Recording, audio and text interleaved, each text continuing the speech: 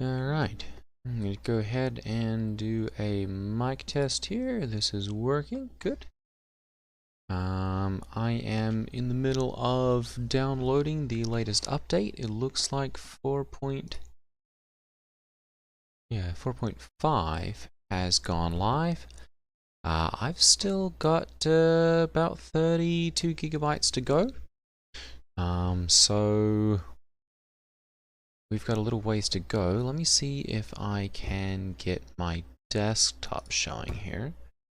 And we'll go over some of the patch notes here quickly.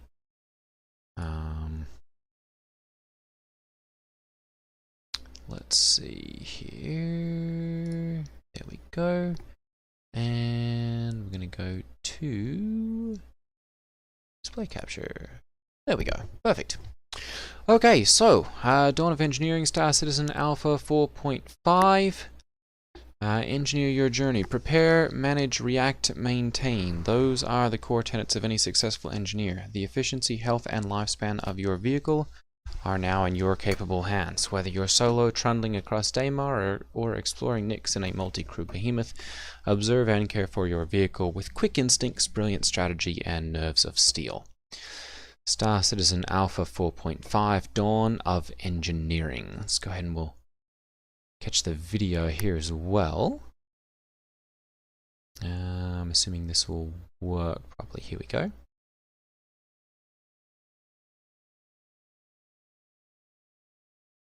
Oof.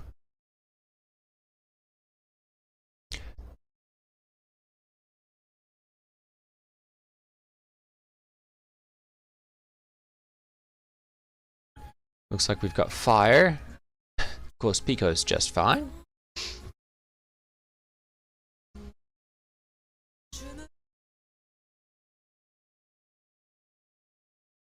Oh dear.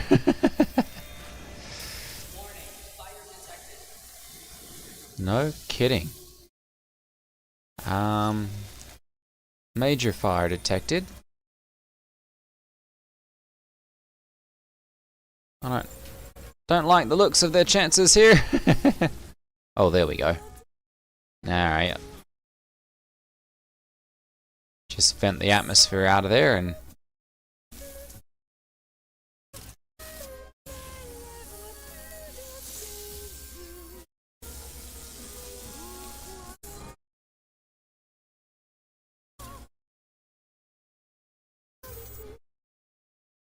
new fuses. Engines repaired and ready to go. Of course, life support's got to stay off to keep it from reigniting.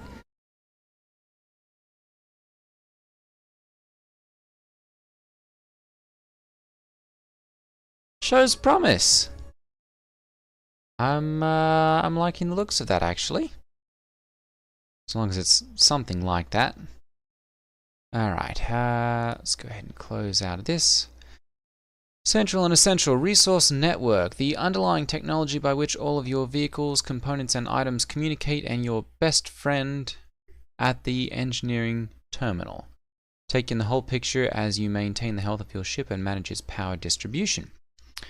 Fire hazards. Vent and prevent damaging, dangerous, oxygen-depriving fire could put a swift end to your adventure. Carefully monitor and maintain the temperature of your ship and keep a wary eye out for component malfunctions that could catch alight. Combat blazes with extinguishers or an emergency vent into space. Care and repair. Components break and engines go down. Even the best pilots and engineers can't stop it all, but you can repair, remove, and replace even completely destroyed parts while on the go. Remember to visit repair stations to restore your vessel back to full functionality. Okay? Protect and affect. Armor. Ship components are vital to every fight or flight and fight of your spacecraft. To help protect these essential elements, ship armor now affects damage and penetration, scaling differently depending on the weapon type, opening up an array of strategies for the universe's most daring pilots and raiders. Engineering Gameplay Guide. Beyond engineering, alongside the milestone release of engineering gameplay, Alpha 4.5 ushers in a host of other upgrades across the galaxy, from smarter enemies and sharper visuals to a loot refresh and additional Wicklow rewards. There's more for every explorer to discover. Rendering and graphics. With another year of updates behind us, we've delivered increased stability and speed to the Vulkan renderer, diagnostic improvements, crash fixes, and multi-threaded render submission, plus added support for HDR and NVIDIA's DLSS transformer model. Not to mention a graphics option overhaul that enriches color, deepens shadows, and makes your environment even more immersive. We're taking FPS combat up a level with smarter NPC decision making. That means refined perception and reactions, improved grenade targeting, group awareness, friend or foe checks, and animation syncs for an increasingly tactical and responsive encounter experience. Hopefully they're not cracked at like 100% accuracy still and hive mind knowledge of things. Loot refresh. Loot refreshes are happening all over the verse at various sandbox locations, including Alliance and Mine, Stormbreaker, Dark Territory, and Welcome to Nyx. A mega 28 new weapon attachments are being added to the loot pool alongside some previously Wicklow exclusive rewards. New Wicklow ships. A host of new ships are arriving at Wicklow's Emporium, along with a rejig of how you can earn them. Interesting. Hold on to your helmets because the Aegis Idris is finally available in-game alongside the Anvil Asgard, Mess Prospector, Argo Raft, and Kruger L21 Wolf with upgraded components and unique base livery. Gosh, hope he's got room. Alright, so the Disrupt Camo Patch Bundle. These are all just different things that you can purchase, and of course the requisite ship sales. I'm going to go up here and see Engineering Gameplay Guide, see what all comes in on here. Engineering Gameplay, Operation Management. Unfortunately, looks like things are not set up properly on their website here because their text is oh, hang on, nope. Yeah, it's being covered up there. Alright, so we'll need a Cambio SRT or a Cambio Light canister and an RMC canister, fuses and extinguishers. We now have components, of course. Those are supposed to be in all ships, but they're still working on that. We've got relays now, which help to increase the power pips that are available throughout your ship. MFD and power diagnostics, which allows you to keep an eye on your ship and all that kind of stuff, and then the engineering console, which allows you to look at all the different engineering states and tweak things and all that. So we've got components list has been updated. We've got power plants, radars, coolers, weapons, utility items such as systems and components. Interesting. Okay, salvaging and mining arms, that kind of stuff. Shield generators, quantum drives, jump modules, and the life support generators. Okay. No gravity generator yet, interestingly enough. Oh goodness. Alright, so we've got a nice little diagram here too that tells us about the different types of shields or different types of components. So it looks like the green civilian ones are kind of pretty much all the same, except for they've got increased wear. The competition ones have much decreased health, much decreased heat control, and much decreased signature control. But they have a higher max heat, a higher mass, it looks like. And then decent points with wear, output, and consumption. Industrial looks like it's a little lower on the consumption, signature, mass, and heat control, but it's got better output. Health, wear is extremely high, and then it's got good heat and maximum heat.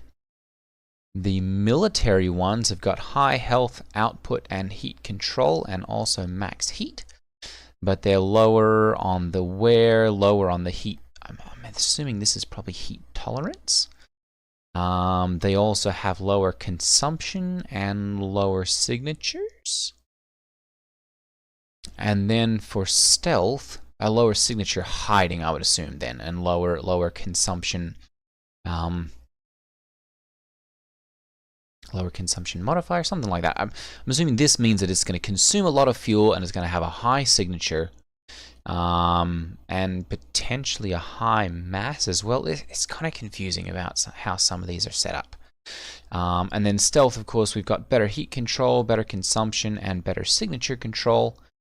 But then we sacrifice output, health, wear, heat, and max heat. So, okay, so that's interesting. Kind of gives you an all-in-one map over here. I'm probably going to end up going with... oh goodness, there's a little bit... I'm probably going to end up with civilian most of the time, honestly. Although I may end up with some military and potentially with some stealth stuff as well. Although, yeah, I don't know.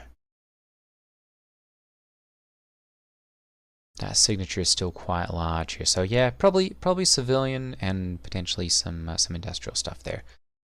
How's this going along? It's still got a long way to go. All right. Let's see here. Engineering resources. So we've got resource components. Fuel feeds into your power plant and into your thrusters. Your quantum fuel feeds into your quantum drive. The cooler provides coolant, which goes into your quantum drive, weapons, and shield generators, utility, jump drives, radar, and life support generator. And then each of those, of course, power plant supplies each of them, and your life support generator provides life support. Alright, power distribution, depending on the fuses, it looks like. Oh no, so this is power allocation. So 0 to 40% is low output, 40 to 80% is mid-range, and 80 to 100% is high performance.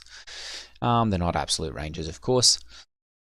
Vehicle operator modes can substantially adjust broad power distributions based on what you are doing. The two most common are SCM and nav. Okay, so engineering console then allows you to see all of your different rooms, the engineering view and the presets view. Component details, all components are linked through relays. Okay, yep, so you'll have to replace the fuses.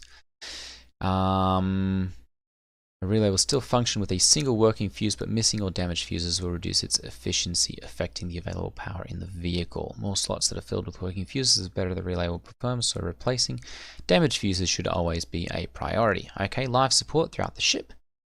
Armor, damage penetration, different weapon types perform better or worse against armor, creating opportunities to target internal systems more effectively.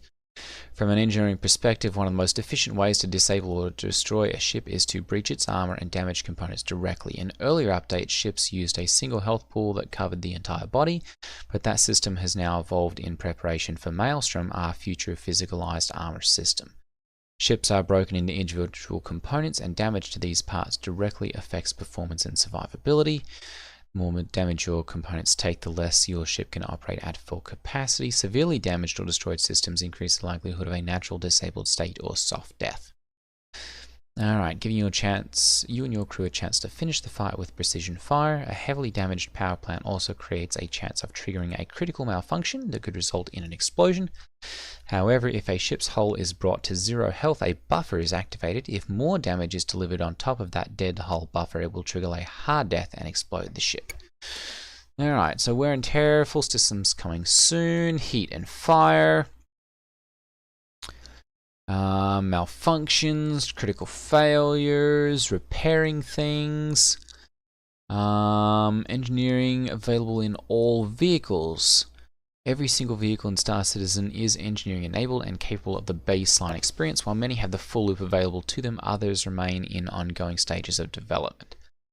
Below is a list of all currently flyable ships and vehicles and their engineering status in Alpha 4.5. Remember, this list will change with each subsequent patch. Okay, so fully enabled. We're looking at, it looks like most of the Aegis stuff, specifically the Gladius, the Idris, the Retaliator, Sabres, and the Vanguards. The Anvil, we have the Asgard, Carrack, Paladin, Terrapin, Terrapin Medic, CSV, MPUV, Raft, and SRV. But not the Hornets, it looks like. Okay. And not the Arrow. Apoa Santalki, the Consolidated Outland, Hoverquad, and Nomad. Various different Crusaders, Drake Clippers, Cutter, Golem, Vulture, various different Asperia ships. A lot of the Misk Freelancer series. which means they should have gotten an update now if they're fully ready to go. The Mirai Fury and Guardians. A couple of Origin ships, the RSI. It looks like all of the newer RSI ones and a couple of the older ones, Scorpius, and that kind of stuff. And a few of the Tumbril ones. Partial functionality. Some physicalized components are accessible, but not potentially not all. Some item repair enabled via physical access, engineering screen, or MFDs. Some relays are accessible depending on vehicle. Alright, so some of the older Aegis ones, like the Hammerhead Reclaimer and Redeemer, the Anvil, Centurion, Spartan, Valkyrie, and Valkyrie Liberator. Anvil Valkyrie. Struggling to think what that one is. Valkyrie, that's the dropship. Like the Asgard. Okay, yep.